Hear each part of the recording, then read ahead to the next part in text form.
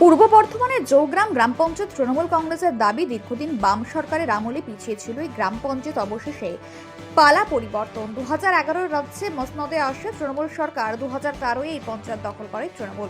ক্ষমতার পালা বদলের পর বদলাতে শুরু করলো জৌগ্রাম গ্রাম পঞ্চায়েতের ভাগ্য। আমাদের রাজ্য সরকার আমাদের যে সমস্ত প্রকল্পগুলো পঞ্চায়েতের মাধ্যমে মানুষের কাছে তুলে ধরছে, আমরা সেগুলো যতটা আমাদের কাছে যতটা কাজের এসছে আমরা কাজ করছি, এবং কিছু কিছু কাজ বাকি আছে যেগুলো এখনও অনগোয়িং, পুরোপুরি কমপ্লিট হয়নি বা কিছু কিছু জায়গায় শুরু হয়েছে শেষ করতে পারিনি, এরকম সব জায়গায় কাজ চলছে। বাকি যে বিভিন্ন প্রকল্প লক্ষ্মীর ভাণ্ডার, যুবসাথী প্রকল্প, কন্যাশ্রী সমস্তটা আমাদের কাছে যেমনটা আসছে, মানুষ এসে ফেরত যাচ্ছে না, আমরা যতটা পাচ্ছি আমরা মানুষ করছি। গত 15 বছর ধরে বাংলার সরকার পরিচালনা করছে তৃণমূল কংগ্রেস। এতদিনে কি পেল এই পঞ্চায়েতের মানুষ? ইতিমধ্যে এই পঞ্চায়েত এলাকার বড় রাস্তাগুলো সংস্কার করা হয়েছে, ঝা চকচকে পিচ ঢালাই হয়েছে রাস্তাগুলোর। প্রত্যন্ত এলাকার ছোট ছোট রাস্তাগুলো ঢালাই করা হয়েছে, যোগাযোগ ব্যবস্থার হয়েছে অভূতপূর্ব উন্নয়ন। গ্রামকে পরিষ্কার পরিচ্ছন্ন দেখার জন্য ড্রেনের সুব্যবস্থা করা হয়েছে। গ্রামবাসীদের জল সংকট দূর করার জন্য বসেছে পিএইচি জলের পাম্প। অন্ধকারাচ্ছন্ন গ্রামগুলিতে বিশাল বিশাল লাইট বসেছে। গ্রামের খেটে খাওয়া সাধারণ মানুষদের দেওয়া হয়েছে আবাস যোজনার ঘর। নিম্নবিত্ত মানুষগুলো পেয়ে মাথা গোজার ছাদ দেওয়া বাড়ি।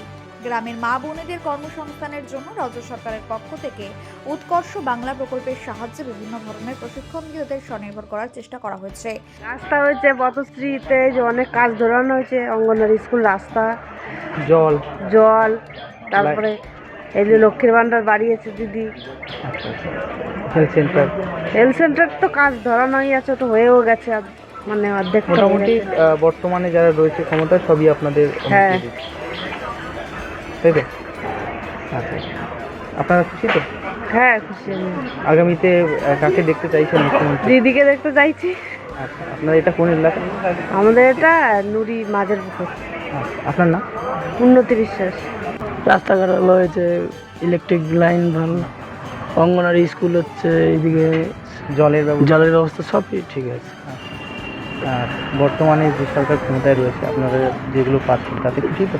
হ্যাঁ, সব খুশি। দিদি সব কিছু দিচ্ছে, লক্ষ্মীর ভাণ্ডার আছে, এদিকে ঘর দিচ্ছে, এখন সবাই ঘরে ঘরে গরিবরা ঘর পাচ্ছে। ভালো লাগছে। এটা কোন জায়গা? নুড়ি মাঝেরপুর। আপনার নাম? সুকান্ত বিশ্বাস।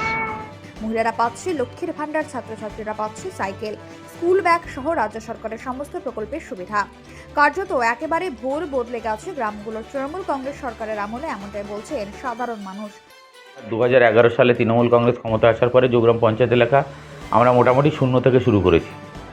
শূন্য থেকে এই জন্য বলছি, গ্রামীণ এলাকার রাস্তাঘাট, পানীয় জল, ড্রেনেজ সিস্টেম টোটালটা একদম নতুন করে করেছি। কিছুই ছিল না, যা 2-4টে ড্রেন ছিল সেগুলো ভাঙা অবস্থায় ছিল। তারপরে আমরা সেই পরিকাঠামোগত উন্নয়নের উপরে বেশি জোর দিই। রাস্তা, পানীয় জল, ঠান্ডা জলের কল, street light, high mast light, health সেন্টারগুলো ডেভেলপমেন্ট, আইসিডিএস সেন্টারগুলো ডেভেলপমেন্ট করা। কারণ আমাদের এলাকায় বামফ্রন্ট সরকার আইসিডিএস সেন্টার করে গেছে, কিন্তু তার কোনো ঘর করে রেখে দিয়ে যায়নি। পানীয় জলের কোনো যোগাযোগ ব্যবস্থা ছিল না সেই সেন্টারগুলোয়। প্রাইমারি স্কুলগুলো জলের ব্যবস্থা ছিল না, রাস্তাঘাট ছিল না, জল নিকাশির ব্যবস্থা ছিল না। এই মুহূর্তে বলা যেতে পারে আমরা একদম গ্রামীণ এলাকায় মানুষের দৈনন্দিন জীবনে যে সমস্যাগুলো সম্মুখীন হয় সেগুলো আমরা মোটামুটি ক্লিয়ার করতে পেরেছি।